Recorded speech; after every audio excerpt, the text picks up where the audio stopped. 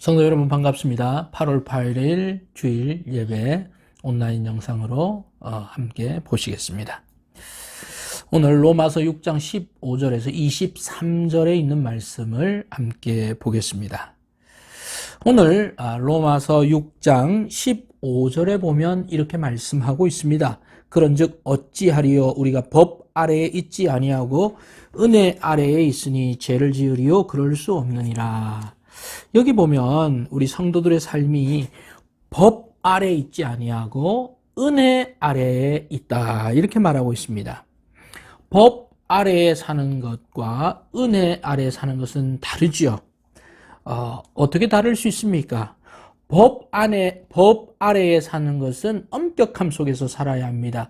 그리고 지키지 않으면 거기 맞는 합당한 처벌을 받아야 합니다. 그러나 은혜 아래에 사는 것은 그런 엄격함, 또 그런 어떤 처벌과 그런 수준으로 사는 것은 아닌 것입니다. 예를 한번 들어보겠습니다. 제가 예전에 섬기던 교회 목사님은 연세가 좀 있었습니다. 그래서 어린 청소년들이 범죄를 저질렀을 때 의무적으로 그 교정위원들을 만나게 하는 그런 프로그램이 있었습니다.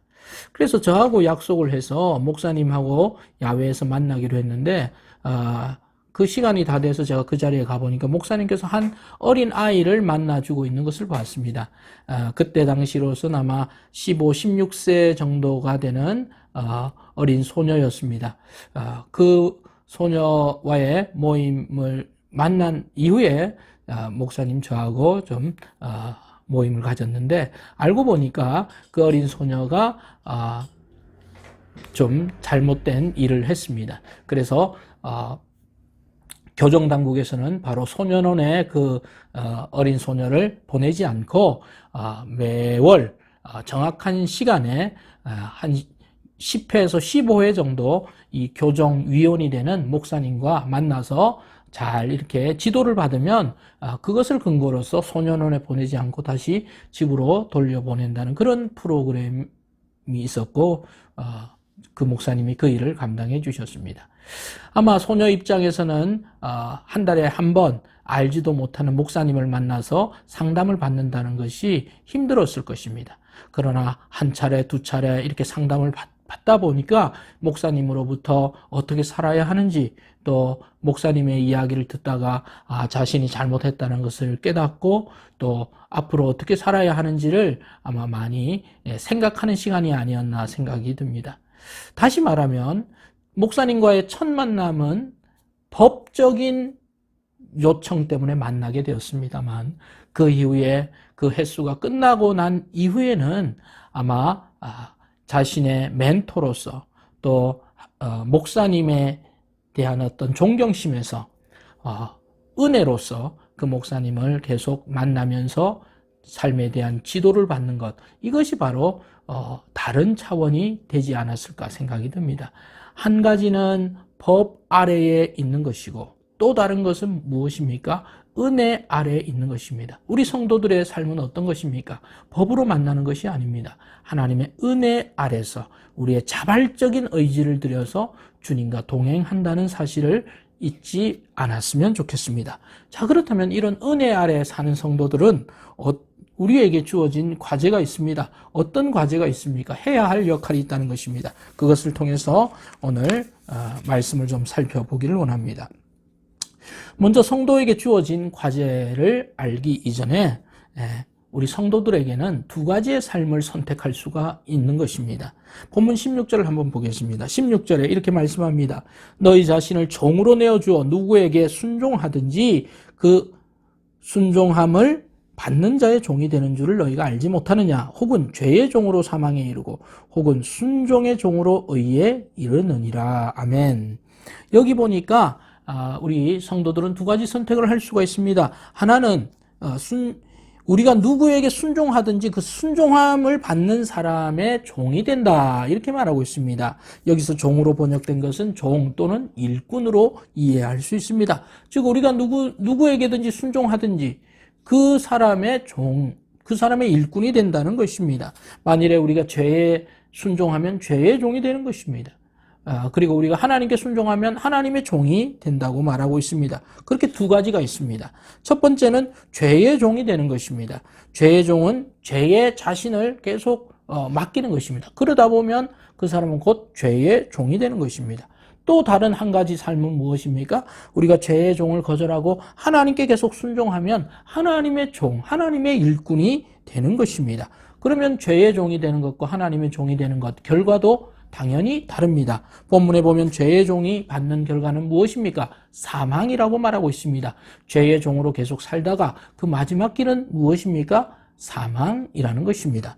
그러나 하나님의 종으로 살다가 순종의 사람으로 살다가 그 마지막은 뭐라고 말씀하고 있습니까? 그것은 바로 16절에 보면 순종의 종으로 의에 이른다라고 말하고 있습니다. 바른 일, 바른 열매로 우리를 도달시켜주는 것이 바로 하나님의 종으로 사는 결과라고 말하고 있습니다. 즉 우리가 누구에게 죄에게 순종하면 죄의 종이 되고 그 죄를 거절하면 하나님께 순종하면 하나님의 종, 순종의 종이 될 것을 말하고 있습니다.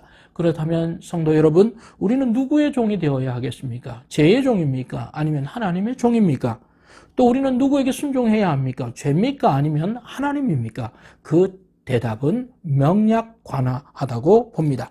자, 그렇다면 과거에 우리는 죄의 종이었습니다. 그런데 우리가 어떻게 하나님의 종으로 되었는지를 성경은 말하고 있습니다. 17절, 18절을 보겠습니다. 하나님께 감사하리로다. 너희가 본래 죄의 종이더니 너희에게 전하여 준 바 교훈의 본을 마음으로 순종하여 죄로부터 해방되어 의에게 종이 되었느니라. 아멘. 여기 17절, 18절에 보면 이렇게 말하고 있습니다. 우리는 원래 죄의 종이었다라고 말하고 있습니다. 본래 죄의 종이더니 이렇게 성경은 말합니다. 그것이 바로 우리의 모습입니다. 성도의 정체성은 현재의 정체성이지만 과거의 우리의 정체성은 죄의 종된 모습이었다고 말하고 있습니다. 그런데 우리가 어떻게 달라졌습니까? 여기 17절 하반절에 보니까 너희에게 전하여 준 바 교훈의 본을 마음으로 순종하여 죄에서부터 해방되었다고 말씀하고 있습니다. 그렇습니다. 우리에게 전하여 준 것, 그것은 무엇입니까? 한 단어로 말하면 복음이라고 말할 수 있고 좀 더 넓게 말하면 하나님의 말씀이라고 말할 수 있습니다. 그 말씀에 우리가 순종했습니다. 여기서 보면 마음으로부터 자발적으로 순종해서 이제 죄를 짓는 것에서 우리는 벗어나게 된 것입니다. 그리고 우리는 입으로 시인해서 마음으로 믿어서 예수님을 개인의 구주로 영접한 것입니다. 그것이 바로 죄에서 벗어난 것, 죄에서 해방된 사람이 되었다고 성경은 말하고 있습니다. 여기서 해방이라는 말을 주목해 봅시다. 8.15 해방은 다음 주일입니다. 일본의 압제에서 해방이라고 하면 벗어난 것처럼 죄의 속박에서 예수님의 십자가의 능력으로 벗어난 것을 죄에서 해방이라고 말할 수 있는 것입니다. 그래서 우리는 죄의 종이 아니라 자유로운, 죄에서 해방된 그런 성도가 되었다는 것입니다. 이것이 바로 성도가 겪은 과거와 현재의 모습입니다. 우리를 죄에서 해방시켜 주시고 죄의 끝은 사망인데 그 사망을 향해서 우리가 가지 않고 죄가 아닌 생명길에 우리를 인도해 주시니 성도는 감사하지 않을 수가 없는 것입니다. 그래서 17절은 어떻게 시작합니까? 하나님께 감사하리로다 이렇게 말하고 있는 것입니다. 성도 여러분, 우리를 죄에서 해방해 주신 우리 하나님께 감사드리지 않을 수가 없습니다. 바울 사도는 이것을 알기에 그는 하나님께 감사하리로다 이렇게 말하고 있는 것입니다.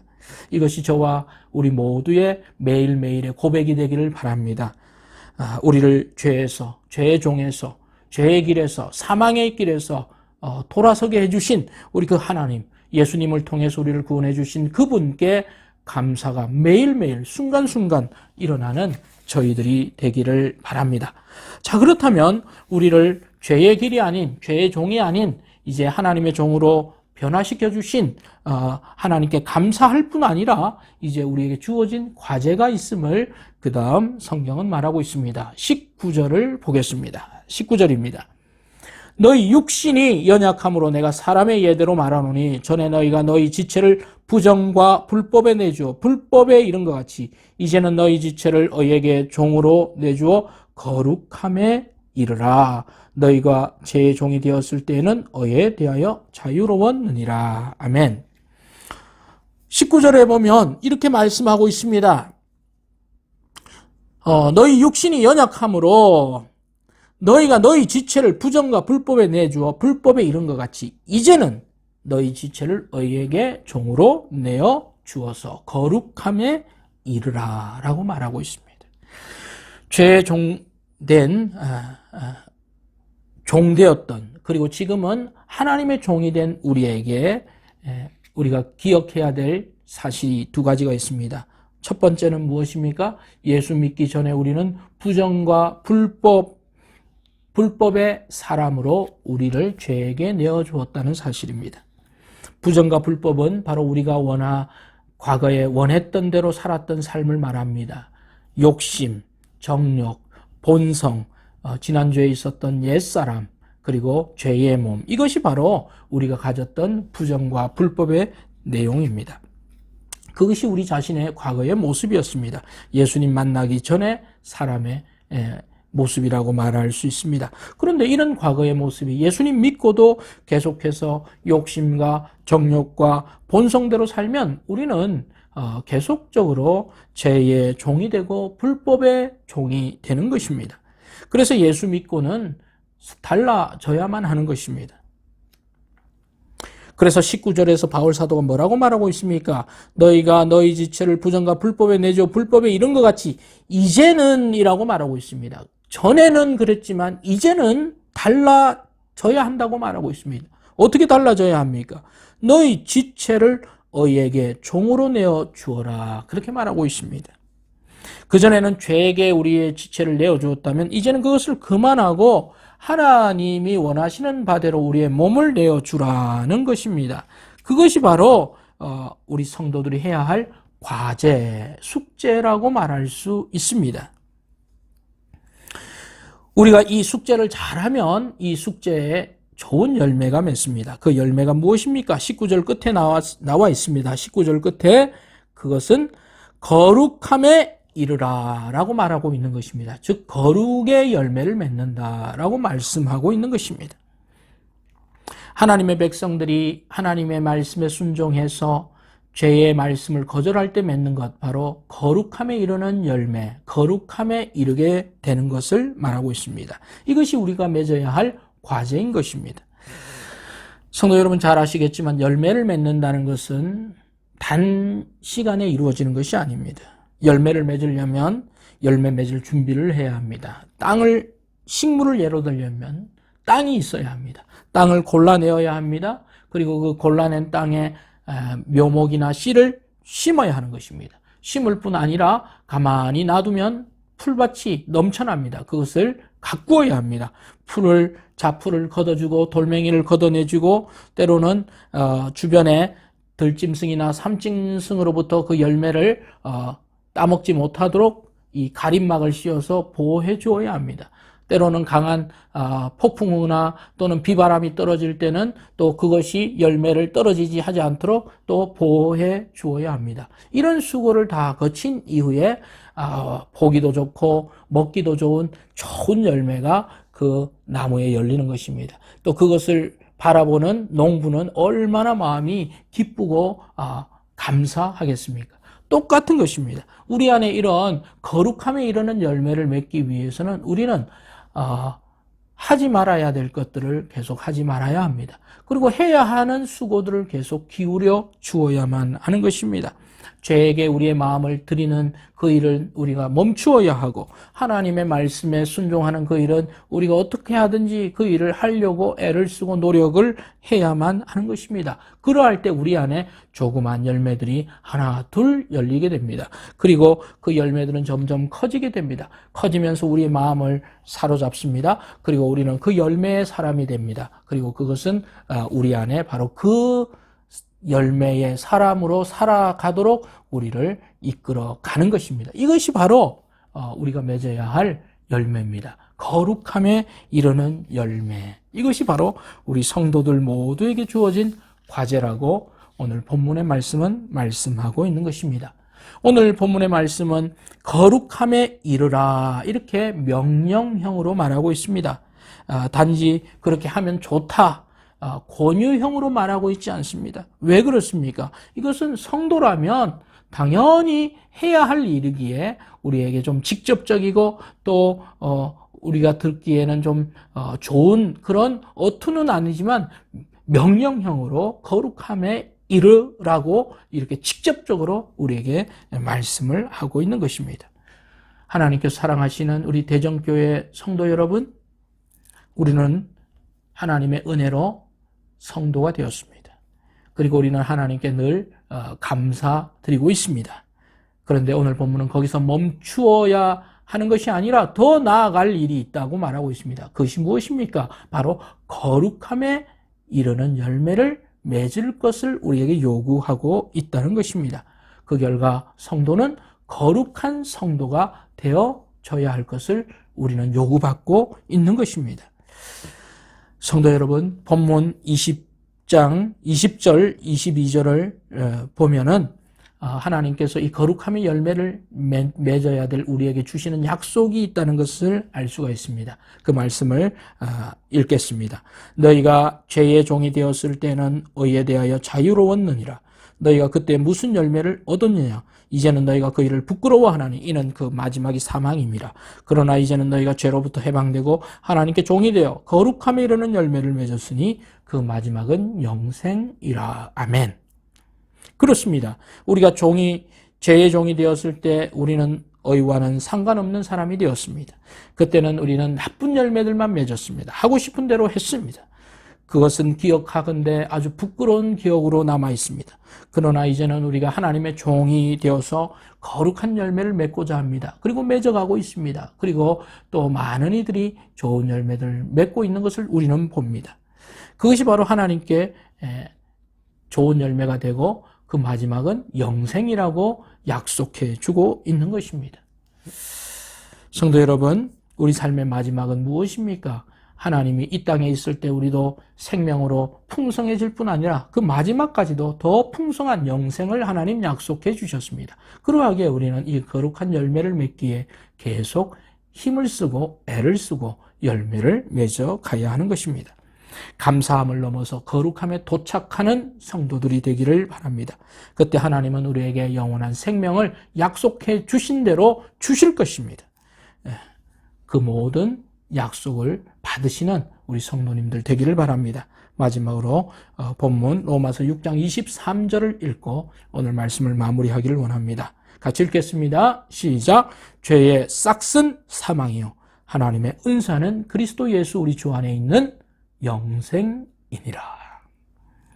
이번 한 주도 죄에게 지지 않고 말씀에 순종함으로 순종의 일꾼, 다시 말해서 거룩함의 열매를 위해서 애쓰는 한 주 되시기를 주님의 이름으로 권면드리며 두 손 모아 기도드립니다. 복된 한 주 되시길 바랍니다. 기도하겠습니다. 하나님 아버지 감사합니다. 죄의 종된 우리를 의의 종으로 불러주시고 하나님께 감사하며 살게 해주신 것 감사합니다. 하지만 오늘 본문은 그 감사함을 넘어서 우리가 맺어야 할 과제가 있음을 말합니다. 그 과제는 바로 거룩함에 이르는 것이라 말씀하고 있습니다. 하나님 아버지, 이 말씀을 듣는 모든 성도들이 거룩함에 이르는 열매를 맺을 수 있도록 이번 한 주간 죄에게 자신을 내어주지 않고 하나님의 말씀에 자신을 내어드림으로 열매를 맺어가는 그런 복된 한 주 되도록 도와주옵소서. 존귀하신 예수님의 이름으로 기도하옵나이다. 아멘.